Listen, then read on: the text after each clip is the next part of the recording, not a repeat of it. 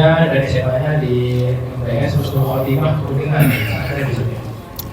Beliau S1-nya di Universitas Al-Azhar Mesir, prodinya Syariah, dan S2-nya yaitu Universitas Al-Azhar Mesir, prodinya Fikih Perbandingan Asia. Beliau insyaallah akan menyampaikan tema yang kritikalnya, yaitu perkara yang perlu dilakukan dalam ibadah sholat. Jadi mungkin sebagian dari kita sudah sekian tahun melaksanakan sholat, ada hal-hal yang mungkin perlu disempurnakan atau perlu diperbaiki. Insyaallah Ustaz akan menjelaskan lebih lanjut terkait dengan hal tersebut. Pada Ustaz kami persilakan. Untuk waktunya kurang lebih 45 menit. Dengan aja 12 menit ya. Oke, halo. Bismillahirrahmanirrahim. Assalamualaikum warahmatullahi wabarakatuh.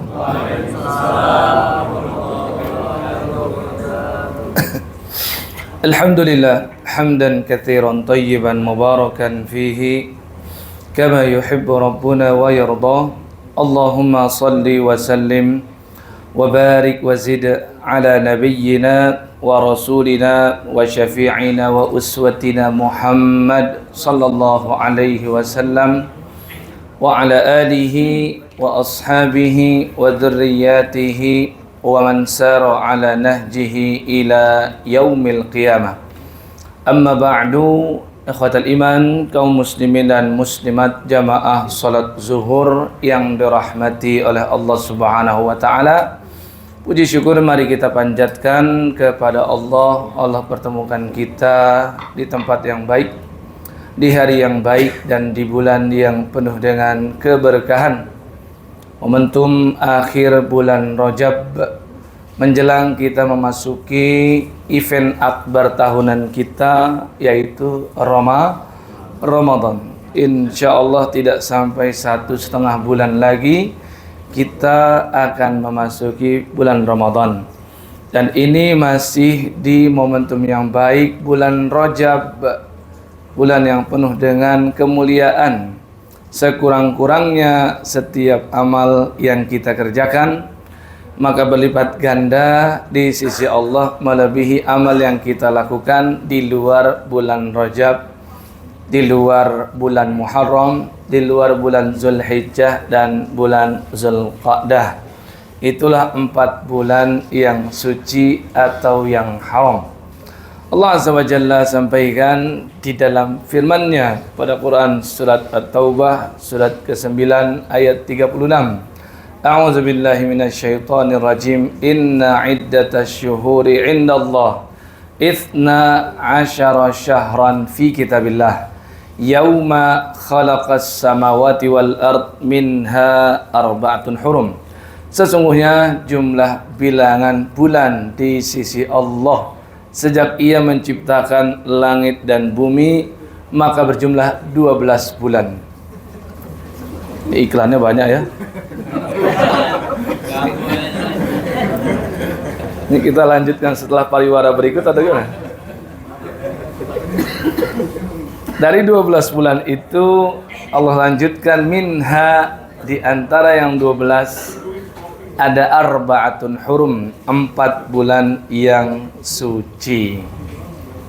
Sehingga bagi umat Islam ada totalnya 5 bulan yang sakral, 5 bulan yang nilainya di atas bulan-bulan yang lain. Nomor 1 jelas Ramadan, tidak tanding, tidak banding. Yang berikutnya adalah 4 bulan yang suci yang dimaksud pada hadis, pada ayat tadi.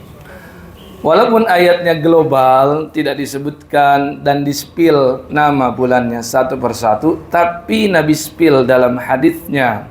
Dan sebaik-baik tafsir Al-Quran adalah tafsir yang langsung disampaikan lewat lisan Rasulullah Sallallahu Alaihi Wasallam. Nabi kita menyampaikan salasun mutawaliyat, 3 bulan yang berturut-turut, itulah Zulqa'dah, Zulhijjah, dan Muharram. Ini sudah berlalu. Kenapa kita katakan berlalu? Ya karena Muharram itu bulan pertama. Sekarang sudah bulan Rajab 1447.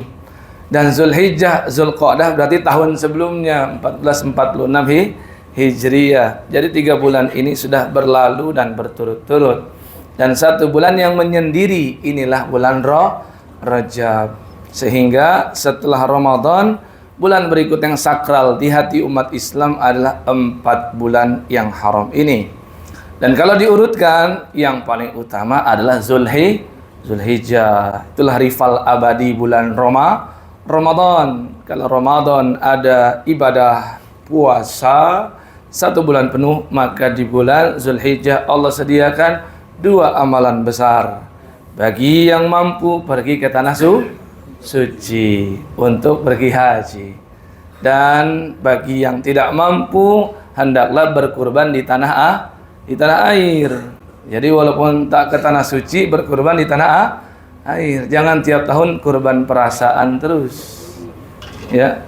Baru berikutnya setelah Zulhijjah adalah bulan Rajab ini.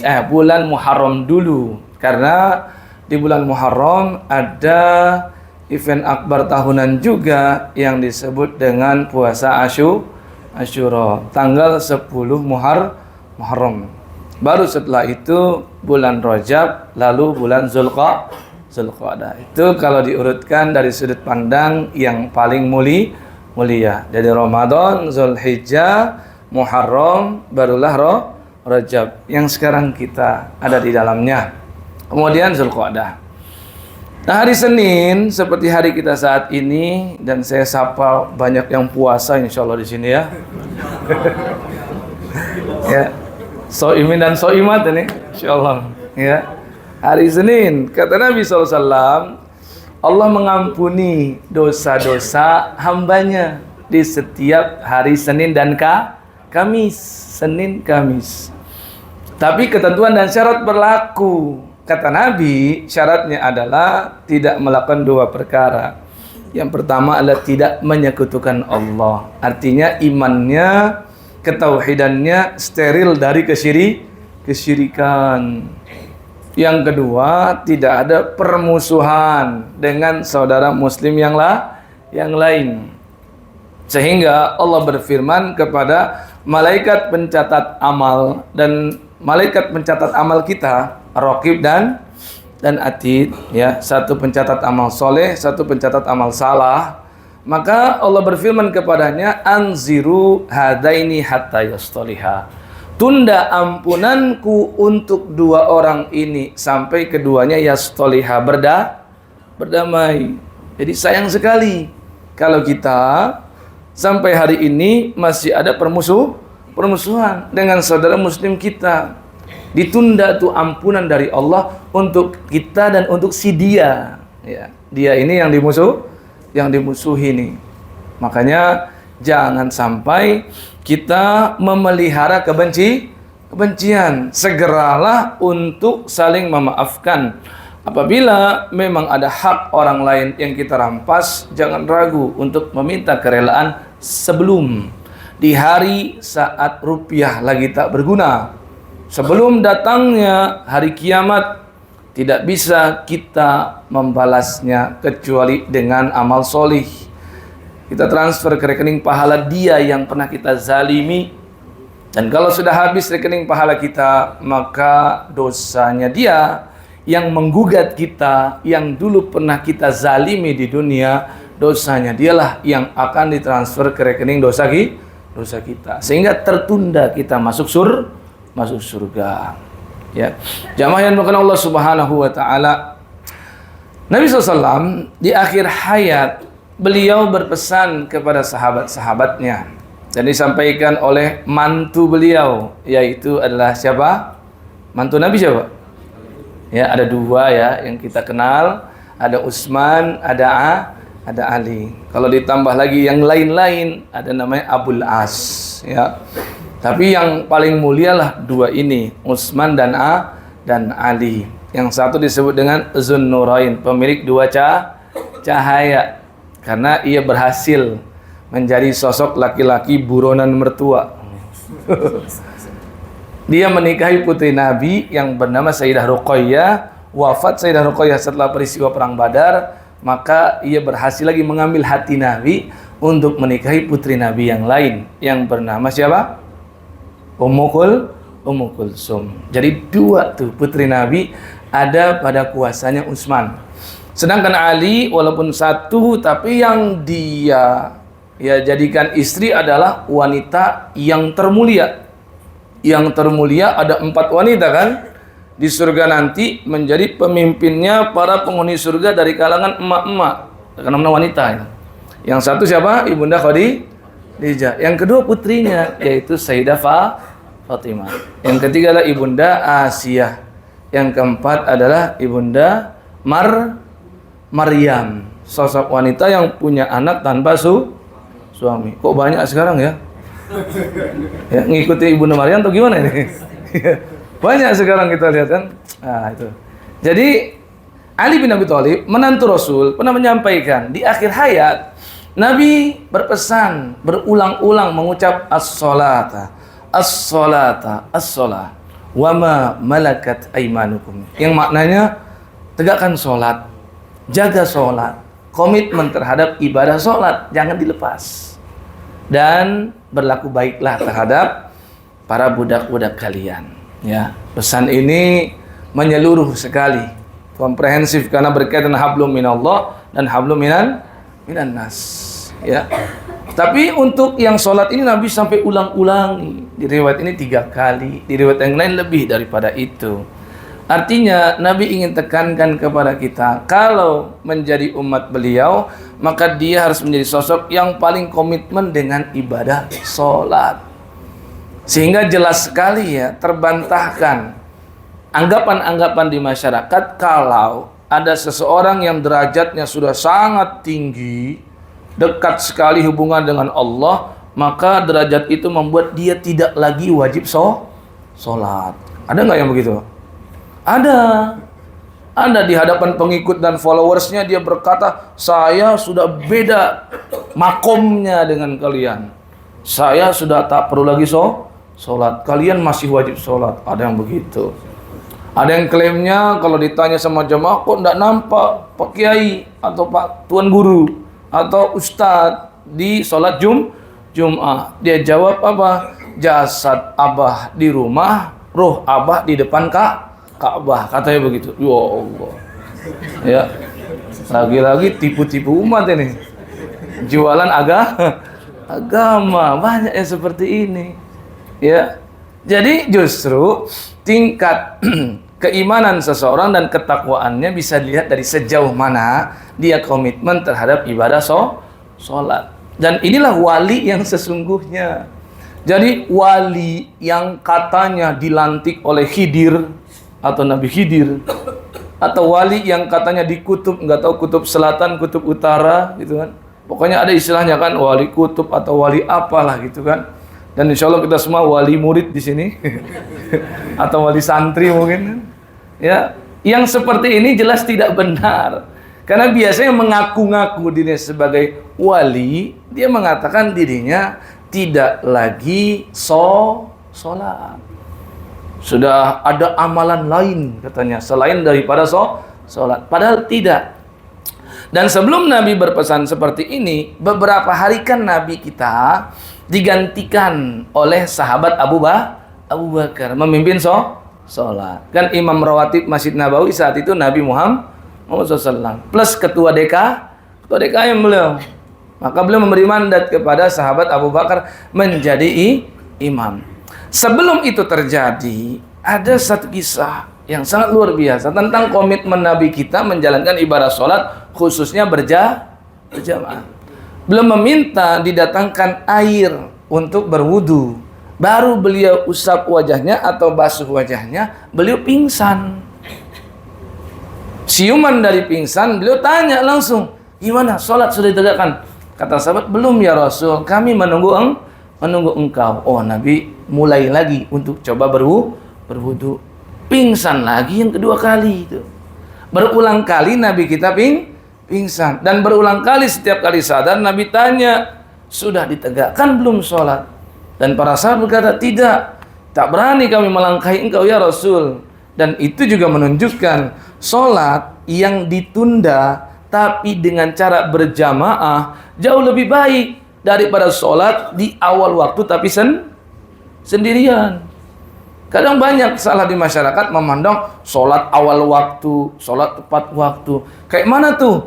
Sholat awal waktu adalah ketika azan sudah dikumandangkan, di situ ada tertera 5 menit lagi atau berapa, pokoknya udah bunyi harus qomat gitu.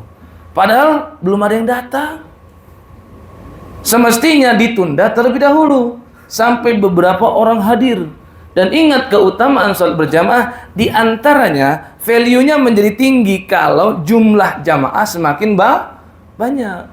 Maka Nabi pernah bersabda, sholatmu bersama satu saudaramu itu lebih baik daripada sholat sendirian. Sholatmu bersama 2 orang saudaramu itu lebih baik daripada sholatmu dengan 1 orang saudaramu. Wa maka suro, makin banyak dan bertambah jumlahnya, fahuwa azka wa ahabbu ilallah. Salat itu menjadi lebih dicintai oleh Allah. Jadi makin banyak tuh semakin bagus.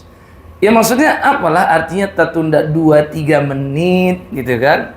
Toh hitung-hitung yang sudah datang duluan masih bisa banyak-banyak doa. Masih bisa dia sholat sunnah. Yang miris kadang-kadang sudah paham waktu zuhur. Ini kalau bukan di kantor ya, di masjid-masjid biasa. Kalau di kantor kita paham. Ada jam istirahat. Dan kita terikat dengan kontrak. Sepanjang kita sudah disediakan waktu untuk sholat berjamaah wajib dan bisa ditunaikan, maka itu sudah menjadi alasan kita harus memenuhi kontrak tersebut. Dan gak usah cari-cari celah untuk sholat-sholat sunnah di waktu yang masih kita wajib bekerja, itu jelas. Tapi yang dimaksud adalah masjid-masjid yang umum gitu loh, di luar yang bukan di kantor. Masjid yang swadaya masyarakat itu kadang-kadang begitu, zuhur cepat betul qomatnya, subuh cepat banget, alasannya awal waktu, padahal bukan seperti itu memahaminya. Yang dimaksud dengan awal waktu adalah di awal ketika jamaah itu ditegakkan, dan yang berhak memimpin sholat adalah imam rawatib. Kadang pun imam masih sholat sunnah, muazinnya qomat gitu kan. Ini kan tidak benar. Jadi maka di situ sahabat menunggu Nabi, dan akhirnya Nabi merasa dirinya tidak kuat, barulah Nabi perintahkan Abu Bakar untuk memimpin sholat. Akhirnya mulai saat itu sampai di hari Senin subuh tanggal 12 Rabiul Awal, itu tanggal dan hari serta bulan wafatnya Nabi kita tercinta Nabi Muhammad SAW. Saat itulah subuh Nabi memimpin sholat berjamaah yang terakhir.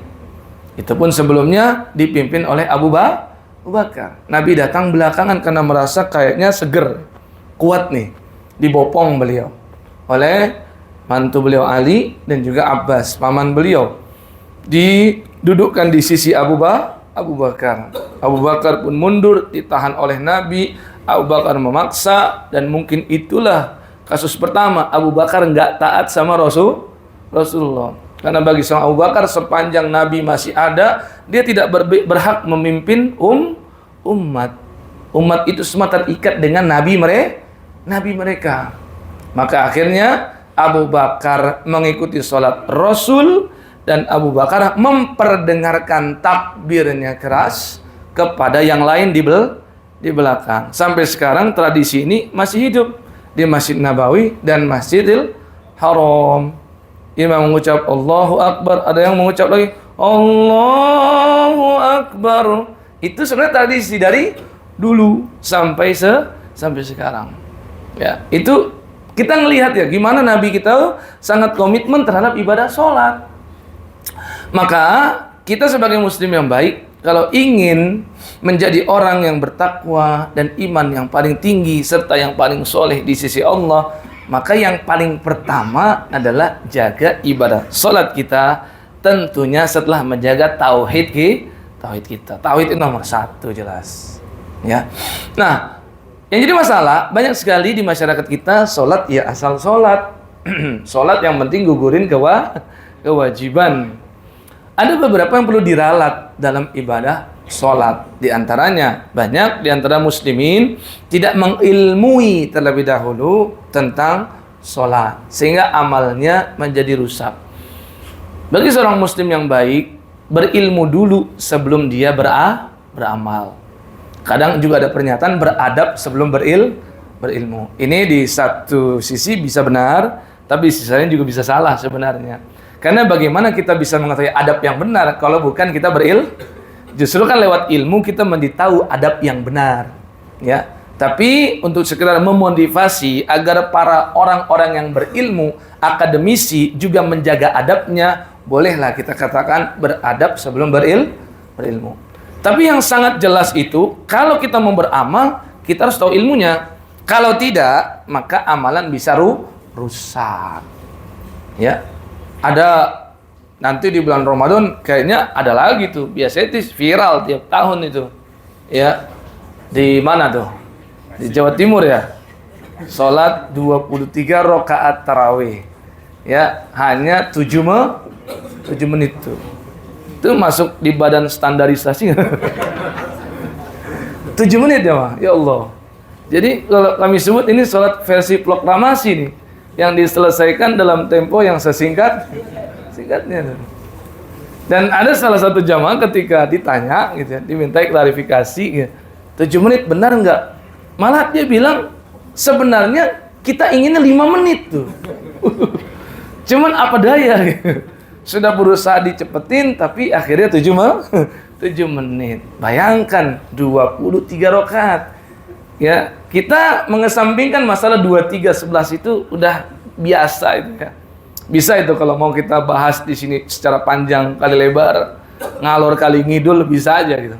Cuman masalahnya bukan di situ. Bagaimana sholat selama 7 menit bisa 23 rakaat?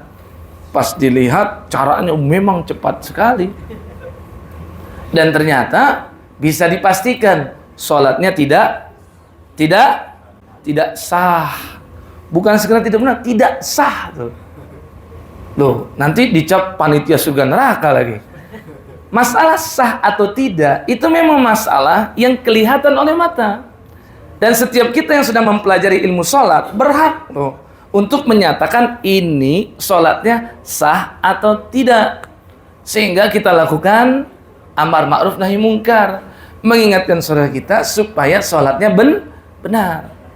Karena yang sah pun belum tentu diterima. Nah, kalau udah urusan diterima atau tidak, itu barulah urusan Allah. Kalau kita ranahnya ke situ-situ, kita mengambil peran Tuhan tuh. Disitulah baru kita boleh dicap sebagai panitia surga neraka. Tapi kalau sah atau tidak, itu kita berhak.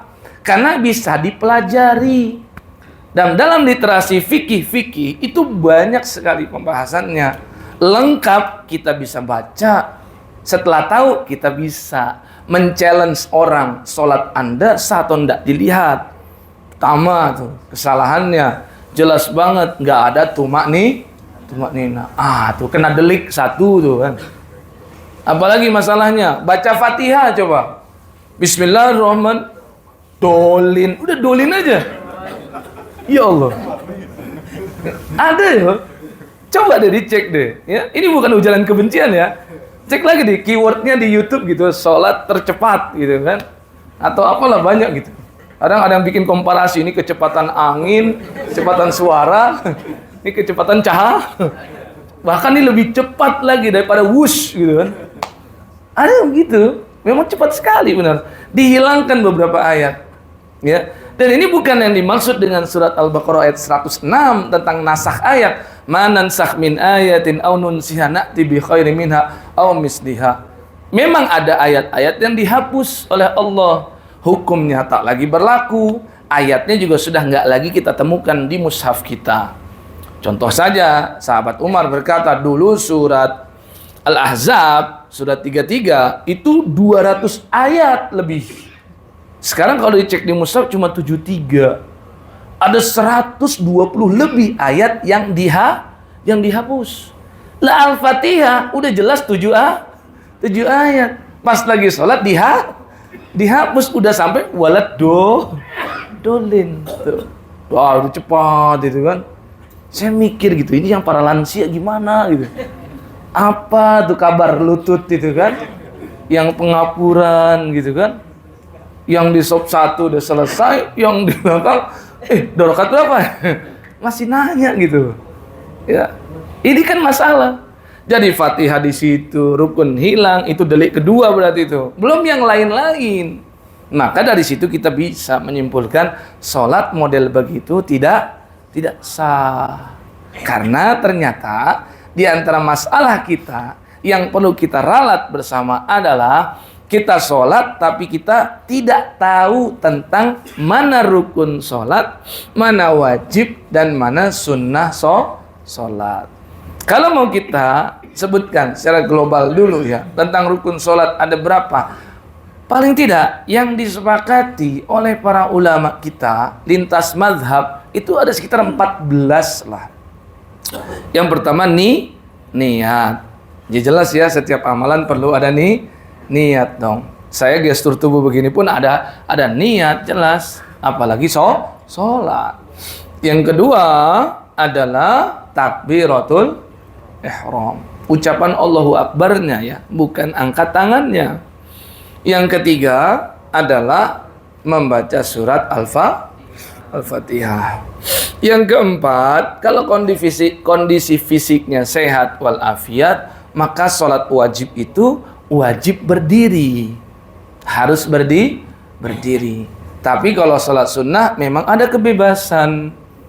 Yang sehat walafiat maupun yang sakit silakan duduk. Laki perempuan tua muda silakan mau duduk kalau sholat sunnah. Ya, nanti kalau misalkan mau sholat asar atau besok sholat zuhur qobliyah mau duduk silakan. Tapi mungkin di stand kursi ini sama temennya mungkin kan. Sini aja Pak gitu kan. Jadi nggak masalah kalau sholat sunnah. Tapi kalau sholat wajib maka wajib berdiri. Itulah yang dikatakan oleh sahabat Jabir bin Abdullah radhiyallahu anhu, Nabi pernah dalam ekspedisi militer atau dalam sebuah perjalanan, beliau itu sholat di atas ontaknya. Kemudian beliau mengikuti kemana arah onta itu ya berjalan. Tapi, nah kata Jabir melanjutkan kisahnya, kalau al-maktubah, kalau sholat yang wajib, nazala an rahilati, Nabi itu turun dari untanya. Kenapa mesti turun? Karena ini sholat wajib, maka wajib berdiri, dan kondisi fisik Nabi masih memungkinkan untuk berdiri. Ya, itu kisah Jabir tentang Nabi dengan ontaknya. Kita sekarang dengan Toyota gitu kan, sama kendaraan juga tuh. Jadi kalau sholat sunnah di atas Toyota bisa, tapi kalau sholat wajib jangan turun dari kendaraan kemudian sholat berdiri. Itu yang keempat. Yang kelima adalah ruku, bergerak untuk ruku. Itulah yang menjadi rukun sholat, bukan bacaannya. Berikutnya yang keenam adalah i'tidal, lagi-lagi gerakannya, bukan bacaannya. Kemudian yang ketujuh adalah sujud. Lagi-lagi gerakannya, bukan bacaannya. Berikut yang ke-8, duduk antara dua sujud. Selepas itu, yang ke-9 adalah duduk tahiyat yang terakhir. Maksudnya yang menjadi rukun sholat bukanlah duduk tahiyat awal, tapi duduk tahiyat yang terakhir. Nah, itu nanti bisa kita bahas tuh. Sudah mulai ada yang mau begini-gini nih kayak. Ya, itu yang ke-9 tuh, duduk tahiyat yang terakhir. Yang ke-10 adalah membaca tahiyat yang terakhir. Sehingga dari 1 sampai dengan 9 yang menjadi rukun qauli, rukun bacaan itu adalah Al-Fatihah dengan tahiyat. Ya. Sisanya 7 yang itu adalah semua gerakan. Yang sangat disayangkan, banyak di antara muslimin lebih peduli dengan bacaan daripada memperbagus gerak. Padahal gerakannya itu lebih banyak. Rukun sholat lebih didominasi oleh gerakan daripada bacaan. Maka alih-alih fokus terhadap bacaan, lebih baik kita fokus dulu terhadap membenarkan gerakan. Gerakan ruku yang benar, sujud yang benar, duduk antara dua sujud. Ya. Tadi yang ke-10 membaca tahiyat akhir. Yang ke-11 adalah bersolawat kepada Rasulullah SAW. Nah, ini juga rukun qauli berarti ucapan. Kemudian yang ke-12 adalah mengucap salam. Jadi 4 itu yang menjadi rukun bacaan. Sisanya 8-nya itu adalah gerakan. Jadi beda jauh sekali kan? 8 dengan 4 setengahnya tuh. Nah, dari 12 ini, maka 12 ini harus dilakukan semuanya dengan tumak nih. Maka ini menjadi rukun baru, 13. Dan semua yang 12 tadi kita sebut harus dilakukan secara tartib atau berurut. Nggak boleh diacak-acak. Jadi ini rukun ke-14. 14 ini disepakati. Maka kalau standarnya sudah ada nih 14, kita tinggal cek saja sholat orang ada nggak dimasuk dalam 14 ini. Kalau tidak, ya berarti sholatnya tidak, karena definisi rukun adalah gerakan maupun bacaan yang menjadi rangkaian sholat. Jika hilang satu saja, sholatnya tidak sah. Ya. Nah ini sampai jam berapa nih ya? Oh, udah ada tulisan kertas. Oh iya. Ini kan 5 menit, udah dari 5 menit lalu nih. Ya. Jadi kita tanya. Iya, silakan nih tanya. Soal ini kajian Ustaz, kalau nanti dari DKM mungkin bisa serius saja. Jadi mungkin kita nggak sesuai dengan waktu istirahat. Sekarang teman-teman rekan-rekan yang mau bertanya bisa langsung angkat tangan atau WA. Japri. Silakan teman-teman. Ibu juga boleh. Oh iya, atau rekan-rekan dari kalangan kita atau akhwatnya, ibu kalau mau bertanya tentang sholat, silakan. Ya.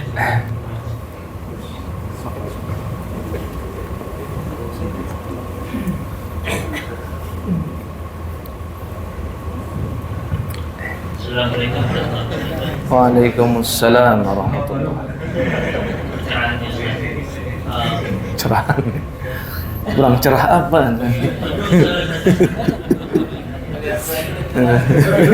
Itu dia. Awas kuhab baru, Pak.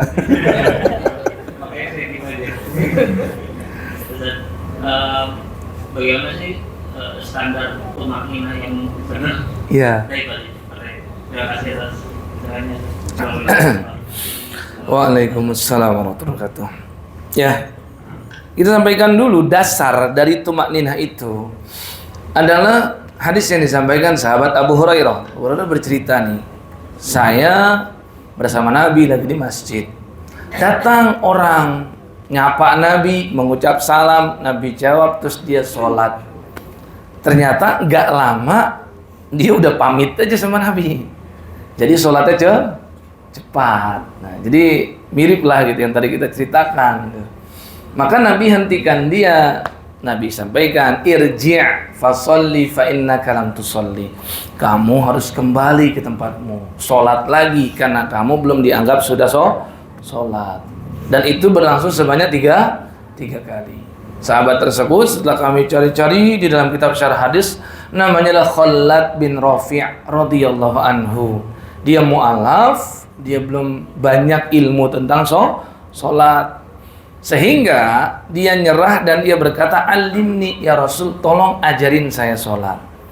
Sehingga dari konteks peristiwa ini kita tahu Nabi itu ingin ngajarin dia sholat paket hemat lah kira-kira. Yang penting sah, seminimal-minimalnya sholat. Makanya Nabi sampaikan kepada dia, idza qumta ila sholat, kalau kamu hendak sholat fakabbir, silakan kamu takbiratul ihram. Kita bisa lihat Nabi nggak nyuruh angkat tangan, yang penting Nabi fokus pada rukunnya aja dulu. Yang lain-lain tuh masih bisa nanti disusul, karena yang lain cuma yang rukun dulu, fakabbir. Kemudian kamu baca surat Al-Fatihah, itu paling mudah bagi kamu. Kemudian summarka hatta tatma'inna raki'an. Nah, di bagian sini Nabi sudah bicara tentang tumaknina. Kemudian setelah itu kamu ruku sampai rukukmu tumaknina. Dari sini juga jelas ya. Surat selain Al-Fatihah itu cuma toppingan aja. Iya, bukan sesuatu yang menjadi rukun sholat. Dikerjakan itu idealnya, itu lebih baik. Tapi kalau enggak perlu kita batuk-batuk di tengah jamaah, nyindir-nyindir imam gitu kan. Barangkali imam juga ingin mengedukasi jamaah.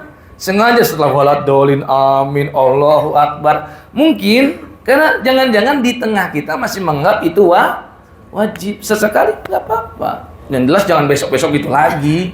Ya dibawa parang nanti kan masyarakatnya gitu. Jadi untuk sekedar edukasi bisa menunjukkan ini tidak wajib. Maka Nabi meninggalkan itu. Ya. Padahal bisa aja kan Nabi suruh kamu baca surat paling ikhlas lah gitu. Al-Ikhlas gitu kan. Kan pendek tuh. Kamu baca surat Inna atau Inna. Enggak. Nabi cuma suruh Fatihah kemudian kamu ruku. Yang penting rukumu tumaknina. Setelah itu Nabi bilang apa? Sumarfa hatta ta'tadila qa'iman. Selepas itu kamu ya bangkitkan badan kamu sampai lurus, tegak lurus i'tidalmu. Di sini juga Nabi enggak nyuruh membaca ketika ruku. Ini semakin jelas berarti bacaan ruku bukanlah rukun tapi rukunya ini nih harus tumakni. Nah, di sini kita ingin jabarkan lagi. Kalau kata Nabi rukunya harus tumakninah, lalu durasi tumakninah yang tepat bagaimana? Terbagi dua, tergantung kita sholat. Kalau tadi kita sholat berjamaah, maka karena kita kebanyakannya adalah makmum, maka kita perlu tahu durasi tumakninah bagi makmum. Untuk makmum itu tidak ada durasi tertentu karena dia terikat dengan imam. Fluktuatif ini tergantung imam kita. Yang jelas kita baru diizinkan bergerak setelah imam sudah sempurna gerakan berikutnya. Sehingga kan tergantung orang. Ya. Sahabat Barra bin Azib radhiyallahu anhu yang menyampaikan, waktu kami i'tidal bareng sama Nabi SAW dalam sholat, kata beliau ya, lam yahni ahadun minna dhahrahu hatta yaqa'an nabiyyu sallallahu alaihi wasallam sajidan summa naqa'u sujudan. Pas kami berdiri i'tidal, gak ada satupun di antara kami yang membungkukkan badannya sampai Nabi sudah sujud sempurna. Barulah setelah itu kami ikuti sujud beliau. Di kita kan udah ada yang gini. Nah, ada yang gini-gini kan? Coba. Kalau kata sahabat Abu Hurairah, itu kepalanya itu ditarik oleh setan. Semacam ada tali kekang tuh. Macam kita tuh ditarik sama setan. Orang-orang yang suka nggak sabaran tuh. Minimal kan dia balapan sama imam tuh. Karena menyelisihi imam tuh ada 3. Pertama mendahulu, ini yang paling buruk tuh. Nanti wajahnya, kepalanya bisa dirubah oleh Allah menjadi kedelai gitu. Keledai, udah berubah ya. Tuh, yang kedua adalah barengan, balapan. Yang ketiga nunda-nunda ngikutin imam, itu juga menyelisih imam itu. 3-tiganya nggak ada yang bagus. Ya. Nah, maka di sini menunjukkan berarti tumakninah untuk makmum adalah sampai imam sudah ke gerakan berikutnya. Baru kita sudah dianggap tumakninah dan boleh mengikuti imam. Makanya bacaannya pun juga nggak ada repetisi tertentu. Jangan dipandang 3 kali. Nggak ada dalil tentang 3 kali itu, Pak. Maksudnya spesifik harus 3 tuh nggak ada. Lah kalau imamnya lagi sujud belum juga selesai. Kita udah 3 kali gitu. Apa kita harus batuk-batuk gitu? Ngasih kode? Enggak. Tambah repetisi ke-4, repetisi ke-5, repetisi ke-6, terus ditambah aja. Bahkan kata Imam Nawawi ini, yang ngaku-ngaku mazhab Syafi'i ini, ya, Imam An-Nawawi, ya, sebagai referensi kita untuk bermazhab kata Syafi'i dalam kitab Al-Azkar beliau bilang sebaiknya justru dikombinasikan riwayat-riwayat yang berbeda tentang bacaan ruku sujud yang lain. Subhanarabbiyal a'la wa bihamdi. Subhanakallahumma rabbana wa bihamdik Allahumma ighfirli. Subuhun qudusun rabbul malaikati warruh. Subhanazil jabaruti wal malakuti wal kibriyai wal azamah. Itu riwayat semuanya tentang bacaan sujud. Kata beliau sebaiknya di-mix, kata beliau. Ya, jangan itu aja. Jadi kita nunggu sampai imam sudah gerakan berikutnya, barulah kita sudah dianggap tumakninah sehingga kita boleh mengikutinya.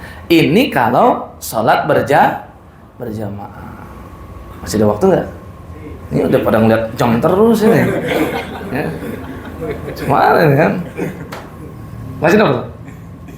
Udahan aja. Udahan juga boleh. Nah, sebenarnya mau jadi tanggung. Sepakat nih ya? Iya. Jadi kayaknya lebih longgar ya kalau di non kementerian ya. Kan biasanya kalau saya di pajak, menteri keuangan gitu kan, itu kan agak ketat ya. Jadi kalau untuk sholat sendiri, maka ada selisih pandangan di tengah ulama. Kok bisa berselisih? Karena perselisihan mereka tentang bacaan, ruku, sujud dan yang lain tadi tuh. Dia tuh benar-benar murni sunnahkah atau wajib? Jadi tadi kan kayak saya sampaikan, ruku itu yang rukun sholat, bacaannya bu. Tapi kan kita belum menyampaikan. Lalu kalau bukan masuk rukun, kategorinya apa dia? Ulama selisih. Kalau jumhur ulama, mayoritas mengatakan dia cuma sunnah. Ya kalau sunnah jelas topping-toppingan doang dia. Terserah orang, dia mau nambah berapa toppingan, ya kan? Bayangin jangan martabak manis ya. Berapa toppingan nih? Maksudnya dia terserah mau berapa banyak bacaannya. Tapi sebagian ulama mengatakan wajib. Siapa yang mengatakan wajib? Mazhab Hambali. Ya, mereka dan ulama-ulama yang terafiliasi ke mazhab Hambali, mereka lebih cenderung mengatakan bacaan, sujud, ruku, i'tidal dan seterusnya itu adalah wajib sholat. Kenapa sih mereka mengatakan wajib? Karena Nabi itu dilihat riwayat-riwayat, beliau selalu komitmen membaca. Lagi ruku baca, sujud baca. Dengan memperhatikan itu, istiqra terhadap itu, mereka memandang berarti ini wajib. Bedanya apa dengan rukun? Beda. Kalau rukun tadi, dia kan memang wajib. Satu hilang, sholat tidak sah atau batal sholatnya. Kalau wajib, itu dilihat dulu ada mens rea-nya nggak? Waduh, mens rea. Jadi ada niat nggak dari dia? Kalau rukun nggak peduli dia memang sengaja ninggalin ataupun nggak sengaja, sholat batal. Tapi kalau wajib sholat, jika seseorang meninggalkannya memang nggak sengaja, lupa misalkan dia, atau memang tadinya ingat pas eksekusinya di waktunya dia malah lupa, ya, maka walaupun sampai berakhir sholat, setelah selesai baru ingat, nggak ada masalah, itu wajib sholat. Dan ketika dia lupa dan ingat di tengah sholat, kalau wajib sholat simple direvisi dengan sujud sah. Tapi kalau rukun sholat nggak bisa. Rukun sholat nggak bisa, hanya diganti dengan sujud sah. Nggak bisa. Itu bedanya antara wajib sholat dengan rukun sholat. Ibaratnya kalau kita analogikan seperti pergi haji itu, ada rukun haji, ada wajib, ada sunnah haji. Yang wajib bisa ditinggalkan, tapi bayar dam. Kalau rukun, ya udah batal hajinya, nunggu tahun depan. Kalau masuk kuotanya. Kenapa nih? Kok pada ketawa nih? Lagi rame nih kan? Jadi begitu ya. Nah itu wajib sholat. Menurut mazhab Hambali wajib. Berarti kalau wajib bagaimana? Minimal dibaca 1 kali. Jadi kalau sudah baca sekali, itulah sudah dikatakan tumak. Tapi kalau jumhur yang mengatakan dia cuma maka walaupun nggak dibaca, yang terpenting rukuknya sudah gerakan sempurna, sesaat aja ditunggu tanpa baca, dia sudah diizinkan ke gerakan berikutnya. Sehingga durasi tumakninah bagi jumhur tuh lebih ada interval yang berbeda tuh. Ya. Jadi gitu tuh perbedaannya. Tergantung Bapak mau ikut mana? Jumhur kah atau mazhab Hambali di bagian ini, ya. Ingat, Ahlussunnah wal Jamaah tidak mengingkari mazhab. Silakan Anda ingin komitmen terhadap satu mazhab, tapi juga tidak fanatisme terhadap satu, karena mazhab itu bukan sekte. Mazhab itu hanyalah metodologi kita untuk memahami dalil-dalil. Dan kita sholat bukan mengikuti imam mazhab, tapi mengikuti Rasul. Cuman bagaimana kita bisa mengikuti Rasul kalau bukan lewat imam mazhab? Makanya imam mazhab wajib kita muliakan. Lewat beliau itulah kita tahu tentang hadis Nabi. Tapi jika ada satu ilmu yang ternyata berbeda dengan pemahaman kita sebelumnya dan kita rubah, itu bukan bentuk inkonsistensi. Tapi ini bentuk yang dulu berdasarkan ilmu yang dulu. Yang sekarang adalah ilmu yang sekarang. Sehingga dasar jumhur mengatakan bacaan tadi itu adalah sunnah. Hadis yang Khalad bin Rafi' tadi, yang Nabi suruh kamu ruku sampai tumakninah, Nabi nggak nyuruh baca. Seandainya bacaan itu wajib, pasti Nabi sampaikan. Karena kalau enggak, dia tersesat melakukan sholat meninggalkan wajib. Tapi enggak Nabi suruh. Pertanda bacaan itu hukumnya cuma sehingga kalau yang mengatakan sunnah, tumakninahnya lebih pendek, beda-beda tipis. Jelas ya kira-kira? Ya, silakan mau ikut jumhur atau mazhab Hambali di bagian ini. Wallahu a'lamu bishawab. Alhamdulillah, terima kasih Ustaz atas kajian yang disampaikan. Mudah-mudahan memberikan memperkaya wawasan kita. Amin. Menambah usulan saran kita. Baik, kita akhiri kajian kita kali ini dengan ucapan hamdalah. Alhamdulillah. Subhanallah, syukurlah, astagfirullah, baik. Insyaallah kita bertemu lagi di kajian yang akan datang. Wabillahi taufiq wal hidayah. Wassalamualaikum warahmatullahi wabarakatuh.